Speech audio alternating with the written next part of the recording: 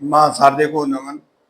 साहित्यिक सचेतना के यूट्यूब चैनल में आप सभी श्रोताओं दर्शकों का राय सिंह भंडारी द्वारा हार्दिक अभिनंदन।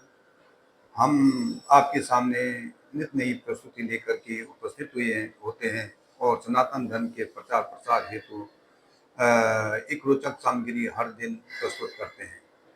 तो आज की प्रस्तुति लेकर के उपस्थित हुए हैं। आज का जो विषय है वो है द्वैत द्वैत दर्शन। तत्व चतुष्टय के चार आयाम द्वैत अद्वैत बहुत त्रितैत और बहुतैत में से द्वैत दर्शन पे आज चर्चा करेंगे।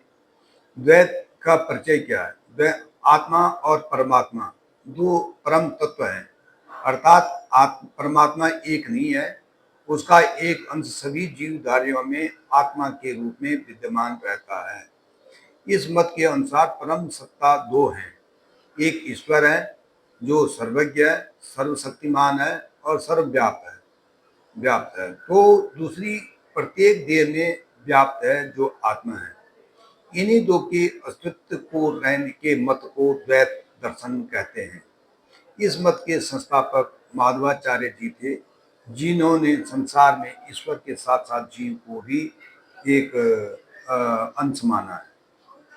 तो द्वैत को समझने के लिए एक छोटी सी लघु कथा है कि ब्रह्मा के मानस पुत्र महर्षि ऋभु के शिष्य पुलस ऋषि के जो पुत्र निदाग थे, जिन्होंने महर्षि ऋभु से समस्त शास्त्र और विद्याएं प्राप्त की थी और उनको सबको आत्मसात कर लिया था।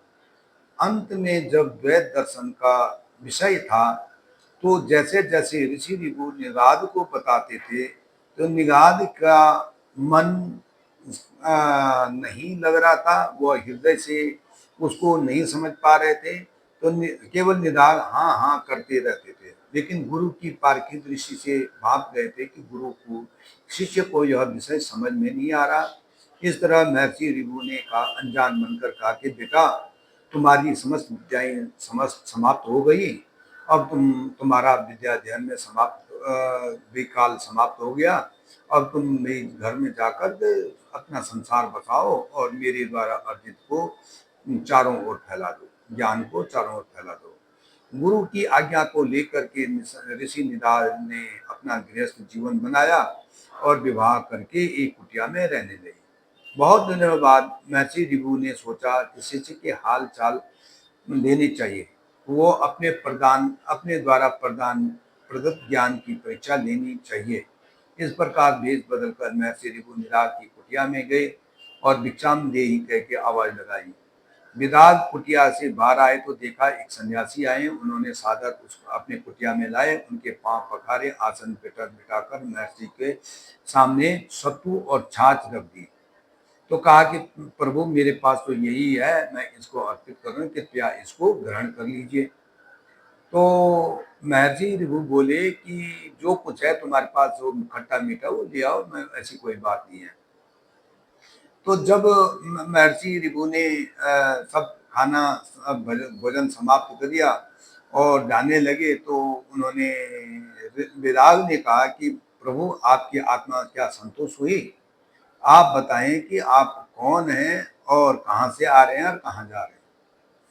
तब इस पर महर्षि ऋभु बोले, पुत्र, इस संसार में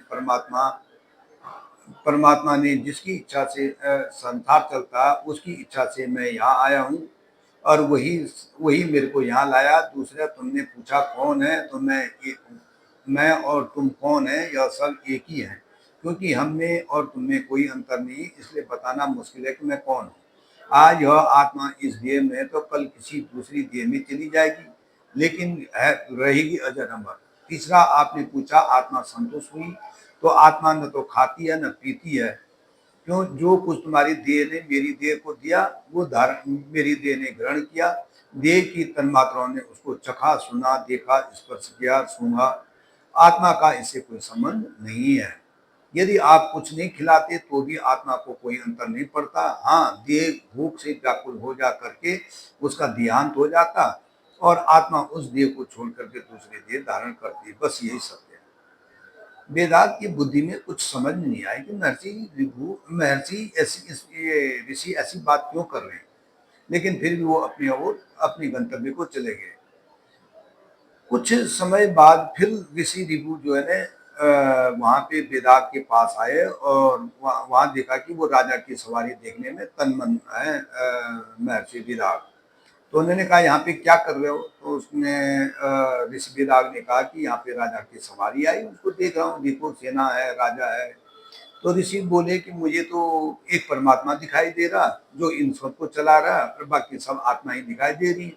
मुझे न तो राजा दिखाई दे रहा, न तो सेना दिखाई दे रहा। हाथी घोड़े वेदांत समझ गए कि ऐसी गूढ़ बातें तो मेरे ऋषि ऋभु भी कर सकते हैं। वेदांत वेदांत चरणों में गिर करके गुरुवर से बोले, एक मैं न तो आपको न आपके ज्ञान को समझ पाया था, इसलिए आपने क्रियात्मक रूप से समझाने के लिए ये रूप रखकर समझाया। अतः मैं समझ गया कि पदार्थ पदार्थ पदार्थ नहीं है, सभी में ईश्वर का वास है और एक ईश्वर है, एक हम है।